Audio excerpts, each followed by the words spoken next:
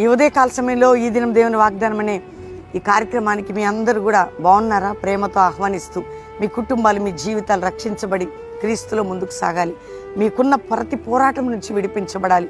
ఎంతమంది రక్షణ పొందలేదు వారందరూ యేసు రక్షకుడు, దేవుడు నీ కొరకు మరణించి తిరిగి లేచాడు, రాబోతున్నాడు. ఆయన నమ్మితే పరలోకమని ఈ మాట ప్రకటించబడుతుంది. ఈరోజు ఎంతమంది వ్యాధి, బాధ, దుఃఖ సమయాలు ఉన్నారు, దేవుడు విడిపిస్తాడు. ఎంతమంది కన్నీటితో నడుస్తున్నారు, దేవుడు తప్పిస్తాడు. రెండవదిగా ఈరోజు మ్యారేజ్ డే, బర్త్డే, ఈ సంవత్సరం అద్భుతమైన బ్లెస్సింగ్ మీకు ఉండబోతుంది. దేవుడు మనకిచ్చే చక్కటి వాగ్దానం. కీర్తన గ్రంథం 107వ కీర్తన 20వ వచనంలో దేవుడు నీతో మాట్లాడుతున్నాడు. ఆయన తన వాక్కును పంపి బంధించబడిన వారిని, బలహీనులైన వారిని విడిపించను, బాగు చేశాను. దేవుడు నిన్ను విడిపించి బాగు చేయబోతున్నాడు. నీ కుటుంబాన్ని ఆశీర్వదించబోతున్నాడు. ధైర్యంగా ఉండండి. తండ్రి ఎంతమంది బిడ్డలు ఈ వాక్కు రిసీవ్ చేసుకున్నారు, వారి కుటుంబాలకు ఏ కట్లున్న తెంచి ఈ వాక్కును పంపి బాగు చేసి